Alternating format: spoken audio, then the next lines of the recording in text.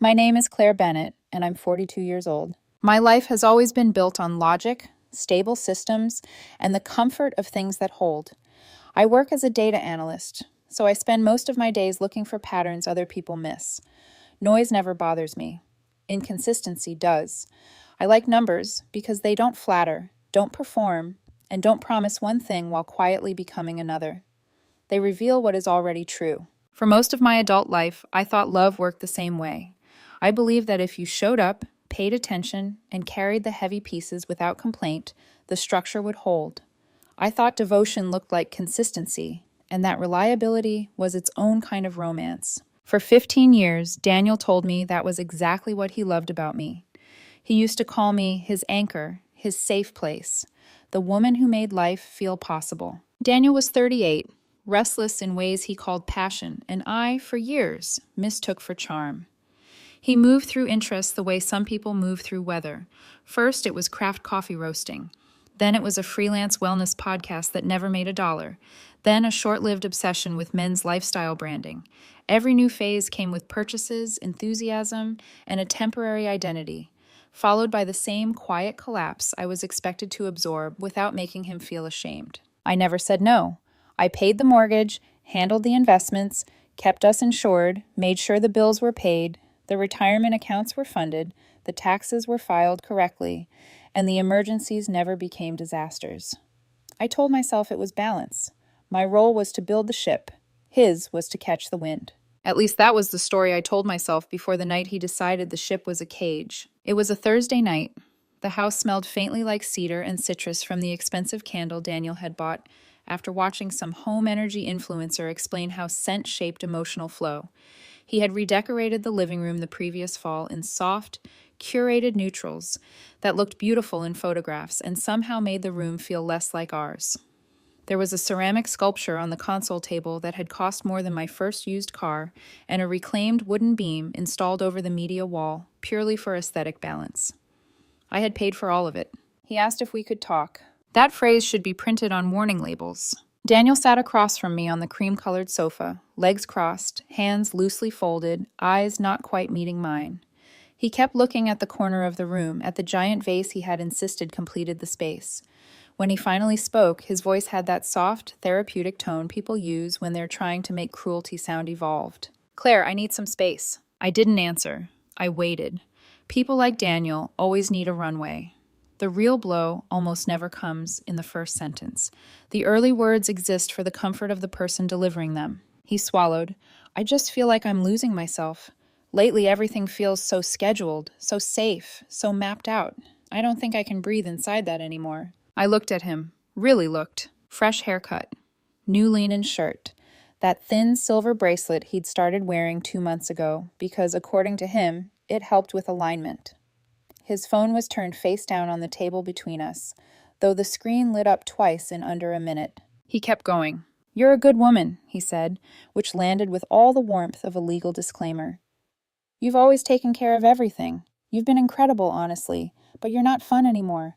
We're not fun anymore. I need to feel alive again. I need to figure out who I am outside of all this."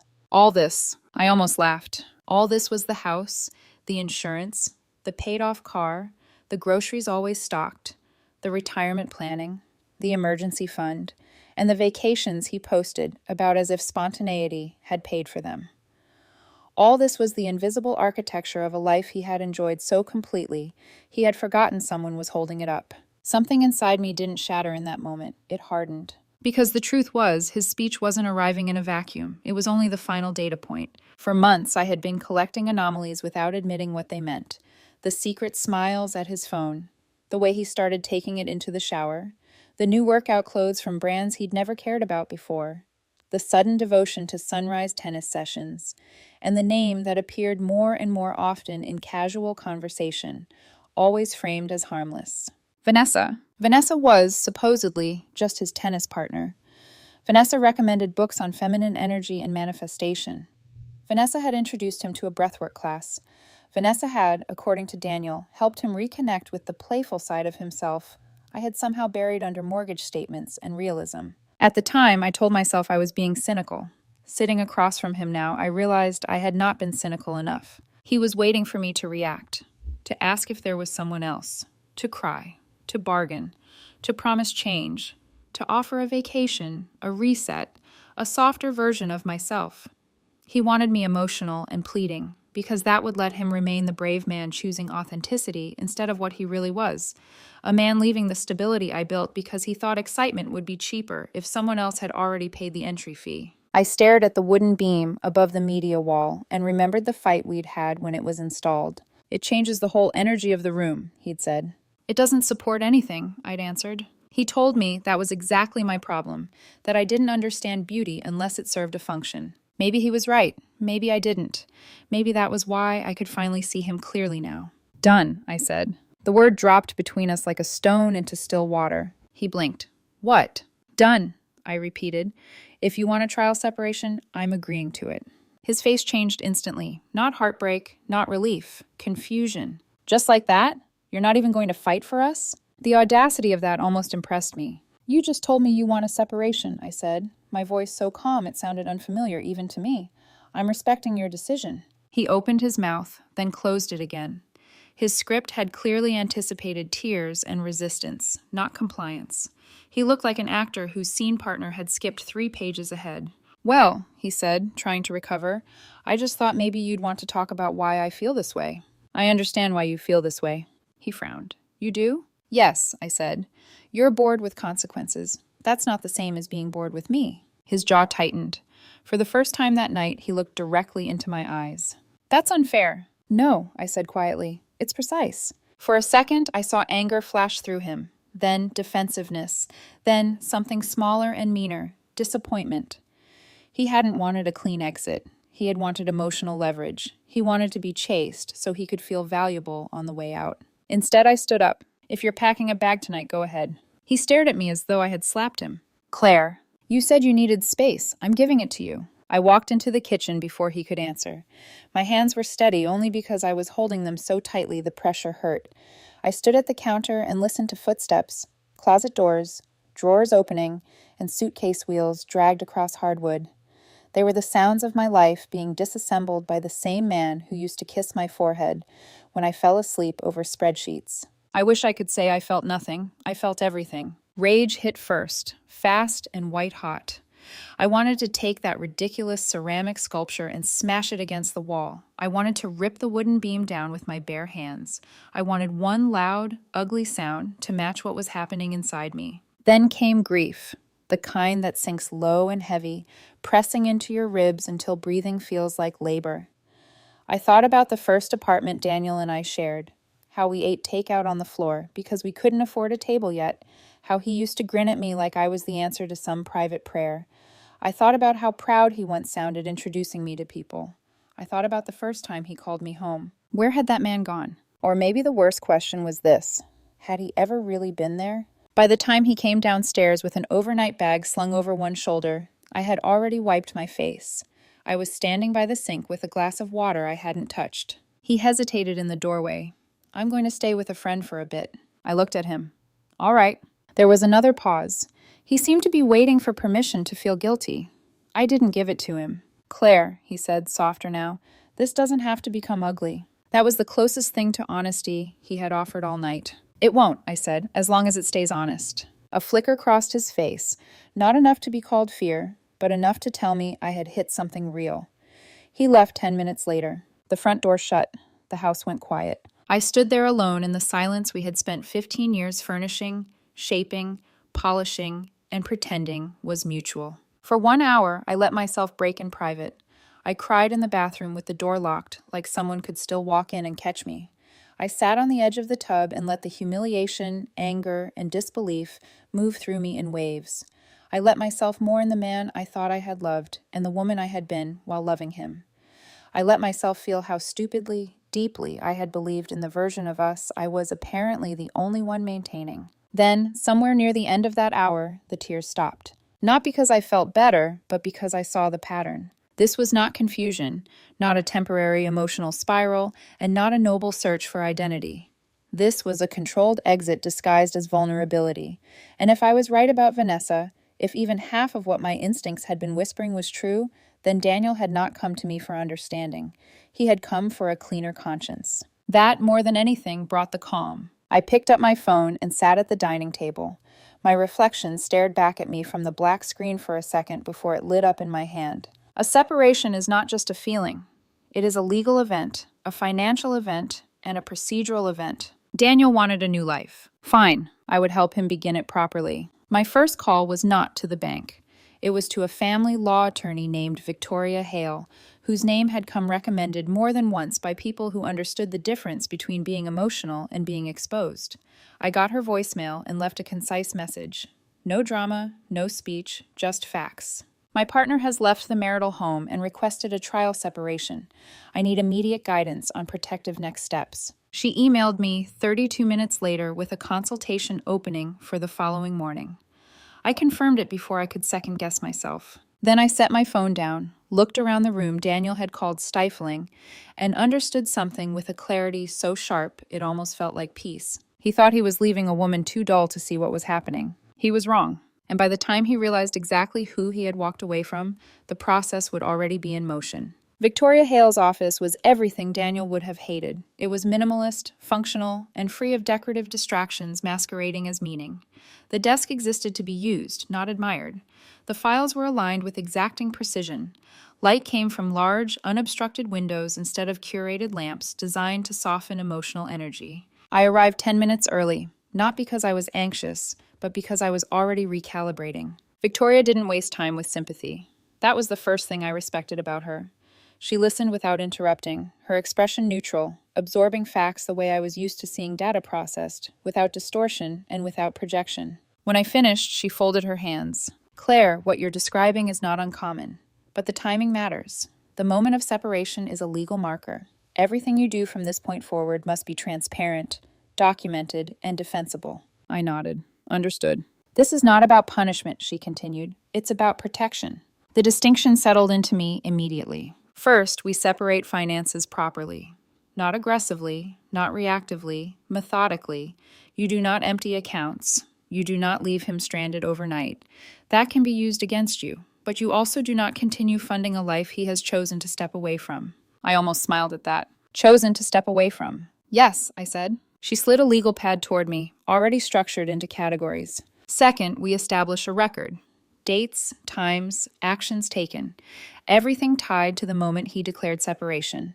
If this becomes contentious, and it likely will, you want a clean timeline that shows you acted responsibly.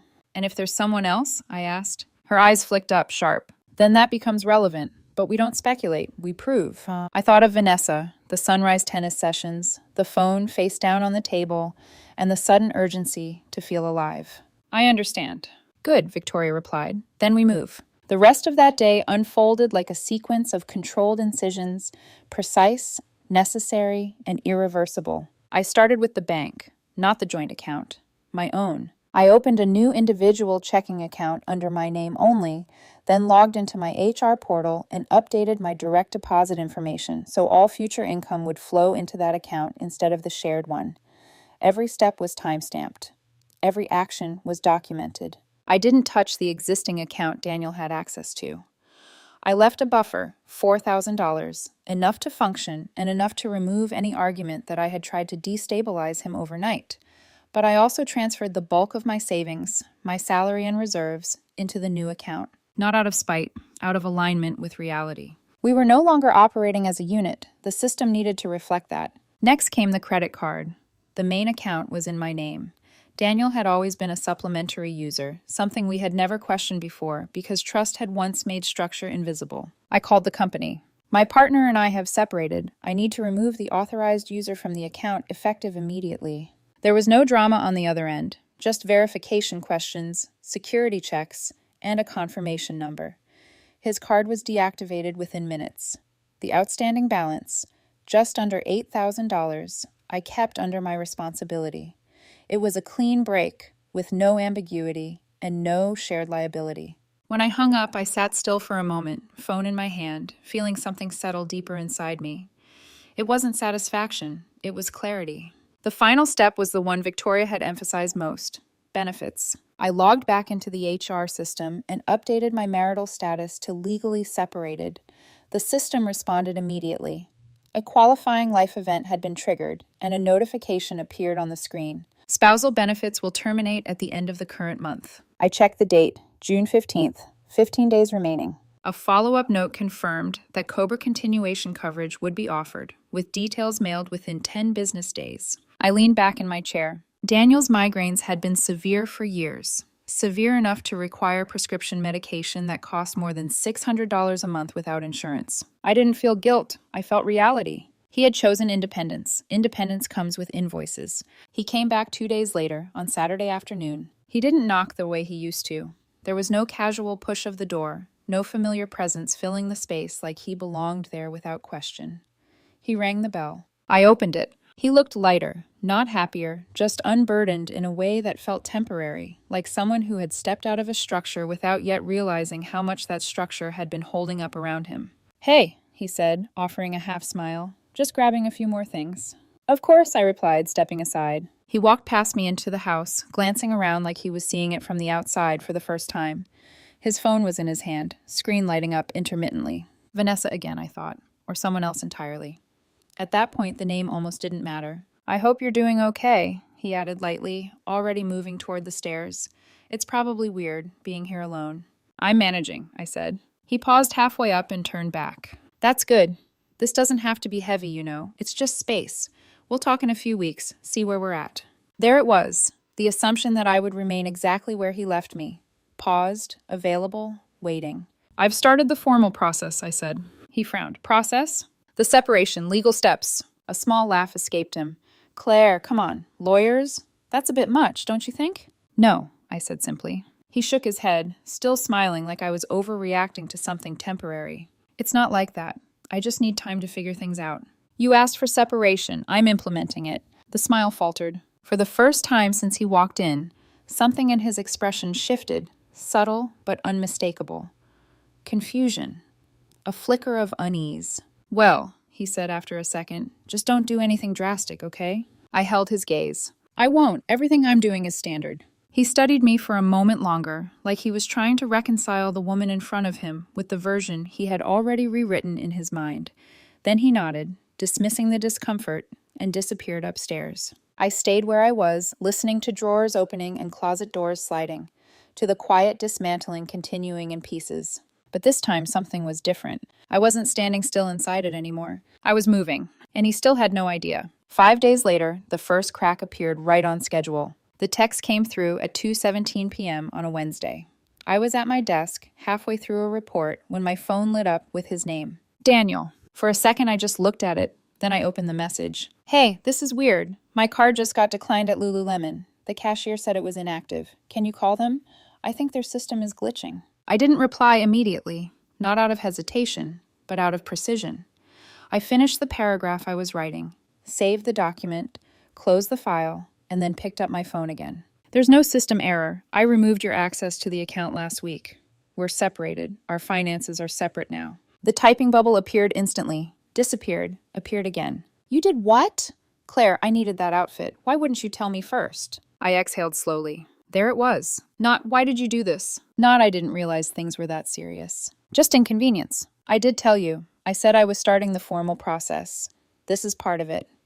There's still money in the joint account if you need a buffer." Silence. Longer this time. I could almost picture it. Him opening the banking app, checking the balance, recalibrating his expectations in real time.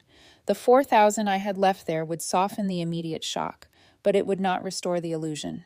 The illusion was already gone. "Finally," he replied. "This feels extreme." I stared at the screen for a moment, then typed back. "This is what separation looks like." No response came after that. The line went quiet, but I knew better than to mistake silence for understanding. Silence, in situations like this, is usually just the space before escalation. The escalation arrived exactly 3 days later on Saturday morning at 9:02 a.m. The doorbell rang once, then again, longer this time.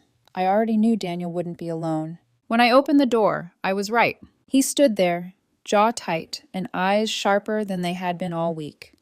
Beside him, slightly ahead and already stepping into the house before I could even speak, was his mother, Elaine, a woman who had always treated my boundaries as polite suggestions and my resources as family assets. "Claire," she said briskly, walking into the foyer like she owned it, We need to talk. Daniel followed her in, arms crossed, posture defensive, but noticeably quieter than before, less certain. Good. I closed the door behind them. What's going on? I asked, keeping my tone even. Elaine turned, already charged. What's going on? You canceled his credit card at a store in public? Do you have any idea how humiliating that is? I met her gaze. I'm establishing financial boundaries, which is standard in a legal separation. Daniel let out a sharp breath behind her. Standard? Claire, this isn't some business deal. This is my life. I turned to him. Yes, and you chose to separate it from mine. That landed, not loudly, but firmly enough that he shifted his weight and I saw his confidence flicker. Elaine wasn't finished.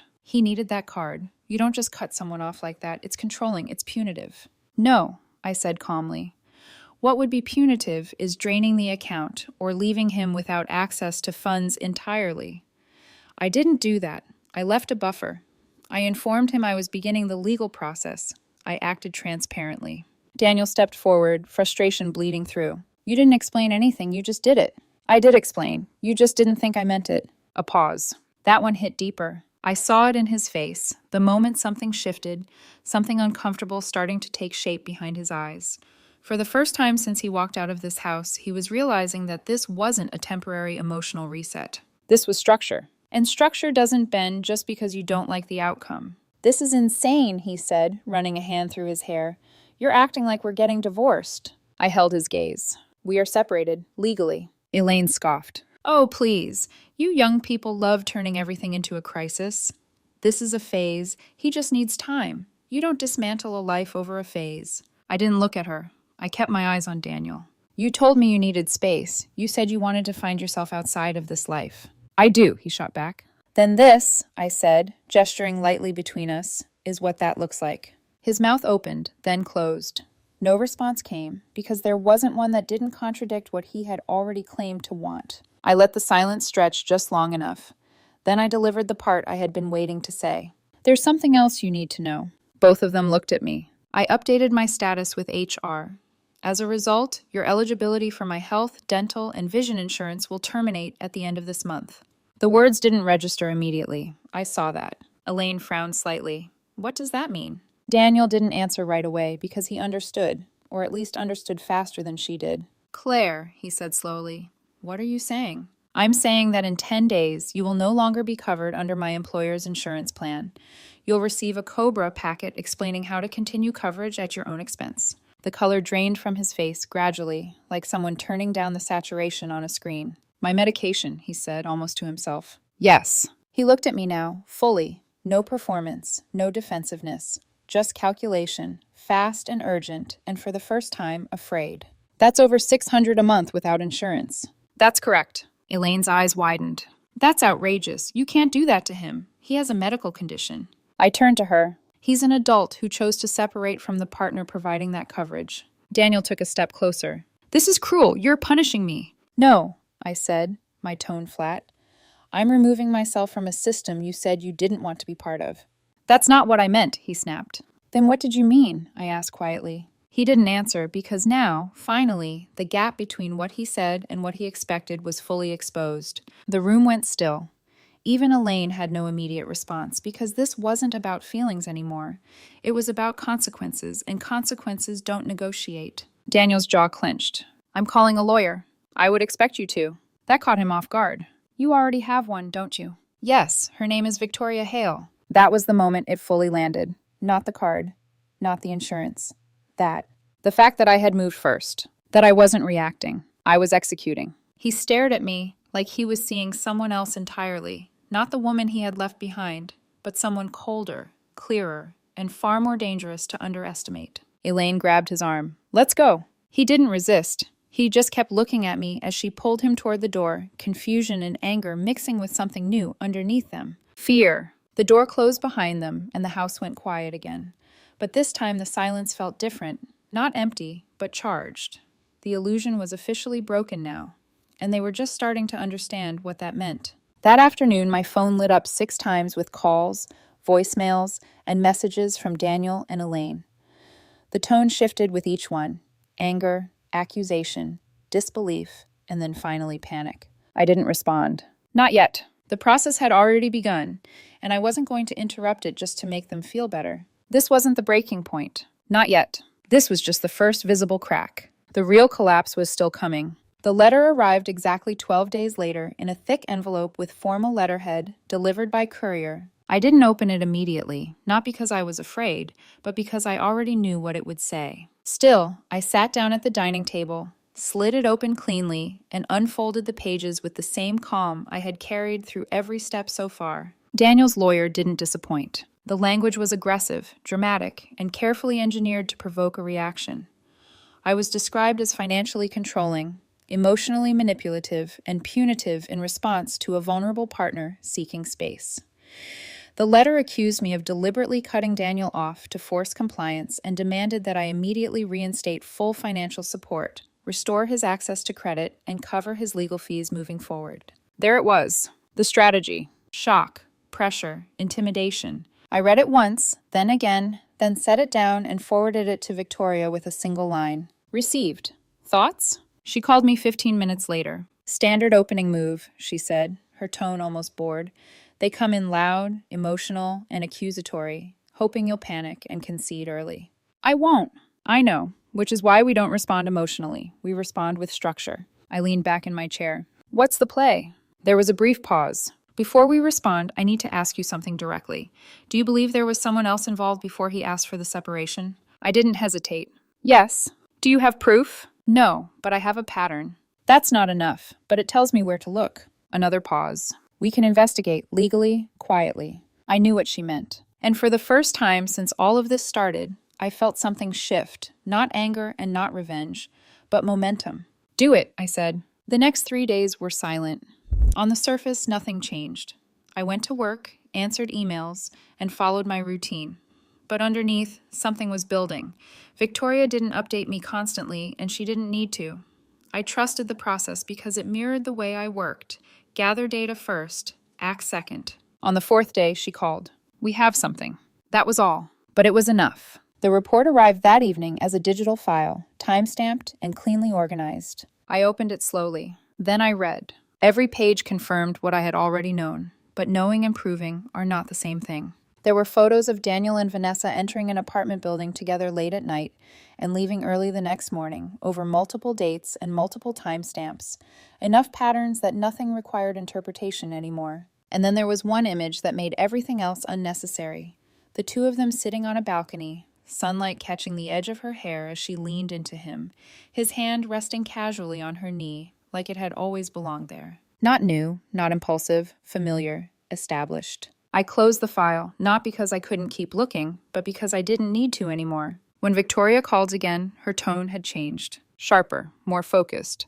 This gives us leverage, but more importantly, it gives us direction. I let her continue. We respond to their letter, but we don't just defend.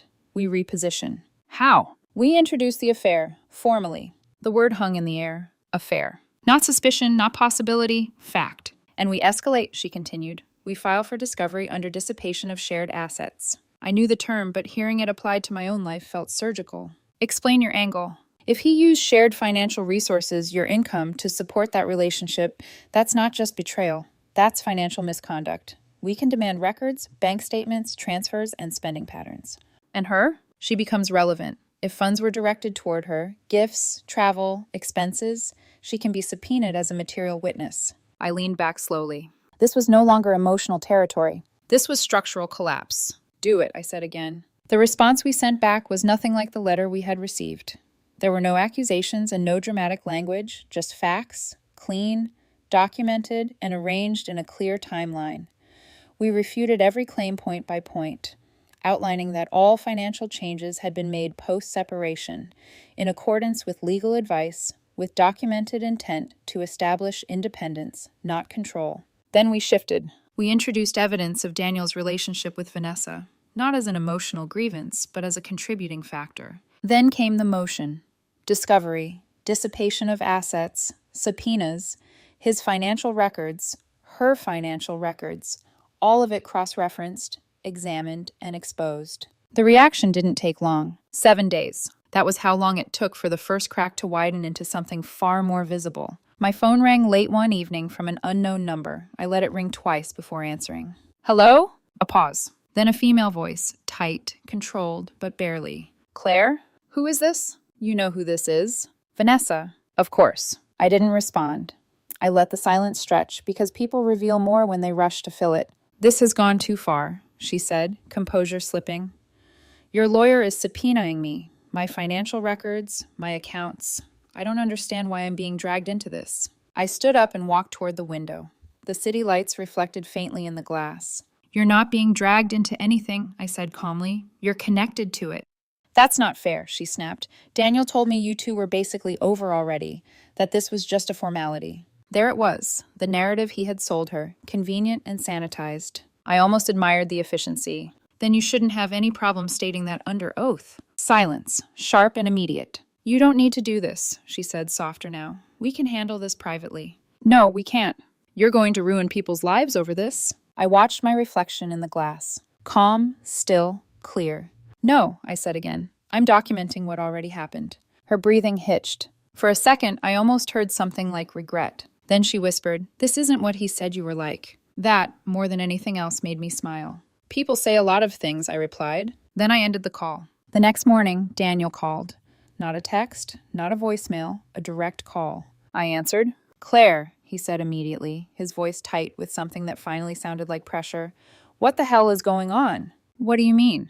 You subpoenaed Vanessa. You're going after her finances. This is insane. No, I said evenly. This is legal. This is revenge. I paused. If I wanted revenge, you would have heard from me a long time ago. He didn't respond because we both knew that was true. This is about accountability, I continued.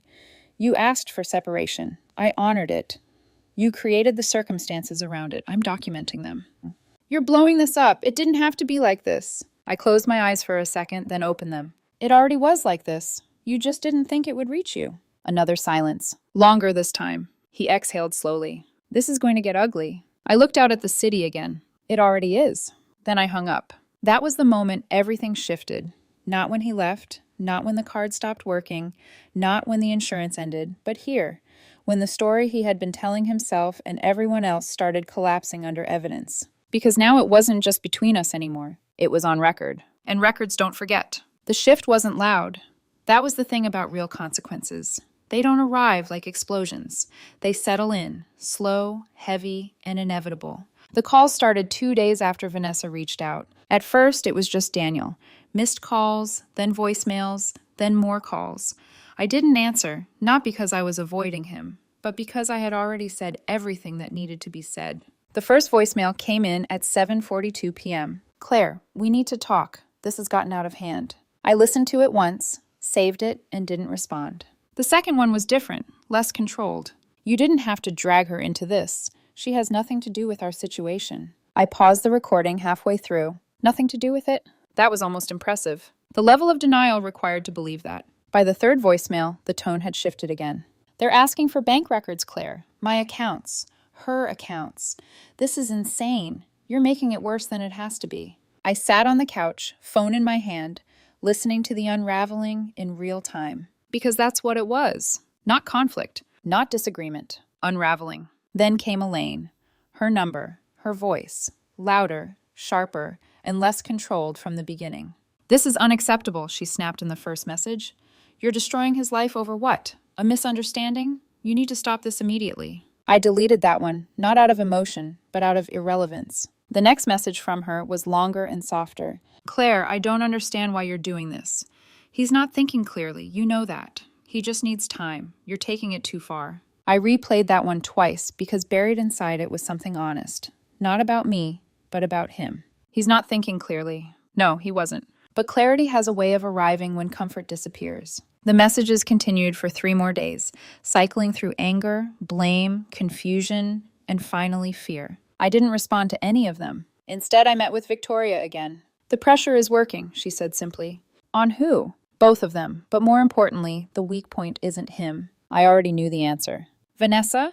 Victoria nodded. She doesn't have anything to gain from this escalating. No legal protection, no financial buffer, and no incentive to stay loyal once risk outweighs reward. And Daniel? He still thinks this can be managed, that he can talk his way through it, that this is still emotional. I let that settle because that was the difference. He was still playing a conversation. I had already moved into structure. 2 days later, the break came. Not from him, from her. Victoria called me mid-morning. They've reached out. Who? I asked, even though I already knew. Her lawyer, Vanessa retained counsel. That was fast, faster than I expected. What do they want? A way out, clean, quiet, fast. Of course they did. She's willing to provide a sworn statement, a full affidavit, timeline of the relationship, when it started, how it progressed, what she was told. I didn't speak because I understood exactly what that meant. It meant the version of the story Daniel had been relying on was about to disappear. In exchange, they want her removed from the proceedings. No further subpoenas. No financial exposure. A trade. Information for insulation. Truth for exit.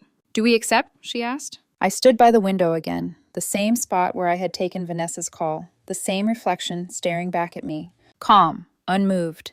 Is the affidavit strong? Yes. If it holds, it dismantles his position completely. I closed my eyes for a second, not to think, but to confirm. Then I answered, yes, we accept. The affidavit arrived the next day, sealed, signed, and precise. I opened it alone and read. Every line stripped something away, not from me, but from him. It started months before the separation, not weeks. The tennis sessions, the breathwork classes, the spontaneous schedule changes, all of it documented and confirmed layer by layer. Then came the part that mattered most, the conversations, the narrative he had given her, that we were basically over, that I was emotionally distant, that the separation was just a formality, that he was already moving on. I stopped reading for a moment, not because it hurt, but because it clarified. He hadn't just left. He had rewritten the story first, then stepped into it. I finished the document, closed it, and sat there in silence. When Victoria called later that afternoon, her tone had shifted again. It wasn't sharp anymore. It was certain. This ends it. How? Because now it's not your word against his. She paused. It's his choices against evidence. Daniel called that night. I answered, not because I needed to, but because I wanted to hear it. Claire, he said, his voice lower now, slower, measured in a way I hadn't heard before. She talked to you. It wasn't a question. No, I said. She talked under oath. Silence. Then, quickly, she twisted things. That's not how it happened. I didn't interrupt because truth doesn't need to rush. We were already drifting, he continued. You know that. You were checked out long before any of this started. There it was, the last defense, rewriting responsibility. You told her we were already over. A pause. I said it felt that way. No, I said calmly. You said it was already decided. Another silence, longer this time. He exhaled. This didn't have to turn into a war. I looked out into the dark. No, it didn't. Then I added, but you made it one the moment you started lying about it. He didn't argue this time because he couldn't. He started, then stopped and tried again. I didn't think it would go this far. I almost smiled. That's the difference between us. What does that mean? It means you made a decision expecting to control the outcome. I let the silence settle. I made decisions based on the outcome. He didn't respond, because there was nothing left to say that would change anything. Claire, he tried again, softer now. But I had already reached the end. We're done talking about this. Then I hung up. The next morning, Victoria confirmed it. His lawyer had shifted tone, aggressively, not forward, but back. They want to settle. I nodded slowly because of course they did. The structure had collapsed. The narrative was gone. The leverage was mine. This wasn't the end. Not yet. But it was no longer a fight. It was a conclusion in motion. And for the first time since he walked out that door, he understood exactly what he had walked away from. The final terms were coming, and they were going to be irreversible. The end didn't come with a courtroom scene. No dramatic objections. No last-minute confessions under pressure. Just paperwork. Signed, filed, finalized.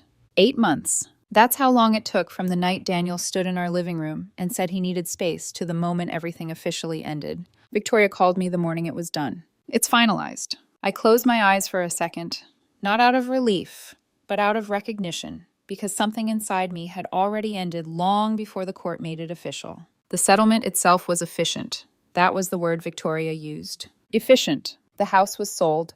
As the primary marital asset, it was split evenly, just as the law dictated. My share was enough to secure a down payment on a smaller, quieter condo across town. Nothing extravagant, nothing performative, just mine. Daniel's share was also substantial, at least on paper, but it was not untouched. The financial review had done exactly what it was supposed to do. Every dollar he had spent during the affair, gifts, dinners, trips, and transfers, had been traced, documented, and verified. Over $15,000 was deducted directly from his portion of the equity and transferred to me, not as revenge, as correction. He had, in effect, paid me back for funding the illusion he chose over reality. His final attempt had been spousal support, his last belief that something of the old structure would still hold. It didn't. With the affidavit, the financial records, and the timeline clearly established, the argument collapsed. What he was awarded was minimal and temporary, barely enough to cover a basic apartment while he secured full-time work. 2 years, structured, limited, purposeful, a bridge, not a safety net. Vanessa disappeared from the process exactly as negotiated. Affidavit submitted, subpoenas withdrawn, exit secured. I never heard from her again. Daniel, on the other hand, I heard about, not directly, but enough. He moved into a smaller rented place, functional and nothing like the life he had imagined when he said he needed to feel alive again. He picked up steady work, something administrative, stable, and predictable in all the ways he used to claim suffocated him. His social media changed. The curated spontaneity was gone, replaced with vague quotes about growth, healing, and learning the hard way. I didn't follow. I didn't need to. From what I was told, Vanessa didn't stay. She left as soon as the legal pressure peaked, clean, decisive, and aligned with her own survival. In a strange way, I respected that. She hadn't built her identity around him, so she had no reason to stay when it started collapsing. Elaine remained exactly what she had always been: protective, defensive, and now burdened. The system she had quietly relied on me to maintain was gone, and in its place was a son who needed support instead of providing it. As for me, the first few months weren't peaceful, not immediately. They were quiet but heavy, because once the strategy ended, the feelings didn't disappear. They waited. I started therapy, not because I was falling apart, but because I wanted to understand how I had stayed so long inside something that had been shifting long before I acknowledged it. We talked about patterns, about tolerance, and about the difference between loyalty and self-erasure. My new condo became something unexpected, not just a place to live, but a reset point. It was smaller and simpler. There was no decorative beam, no curated energy, no objects that existed only to be admired. Everything had a purpose, including me. Mornings became my favorite part of the day. Quiet, predictable, mine. I bought a complicated German coffee machine that Daniel would have hated. Too mechanical, too precise, too me. It makes a perfect cup every time. No adjustments needed, no surprises, just consistency. On weekends, I started hiking, something I had always wanted to do, and Daniel had always dismissed as boring. The first time I reached the top of a trail alone, I stood there longer than I expected, not because of the view, but because of the feeling. It wasn't excitement, it wasn't adrenaline, it was something deeper, something steadier. Freedom. I used to think I was the anchor, the stable one, the one who held everything together. And in a way, I was. But I was anchoring something that no longer wanted to stay. When it drifted, I thought I had lost something essential. I hadn't. I had just finally stopped holding it in place. The difference is simple, but it changes everything. I'm not the anchor anymore. I'm the ground. And the ground doesn't chase anything. It doesn't bend to be chosen. It doesn't wait to be needed. It stands, solid, complete, untouched by who decides to leave. Daniel thought he was walking away from something predictable, something safe, something boring. What he walked away from was stability. What he walked into was consequence. And what I walked into was clarity. Not loud, not dramatic, just real.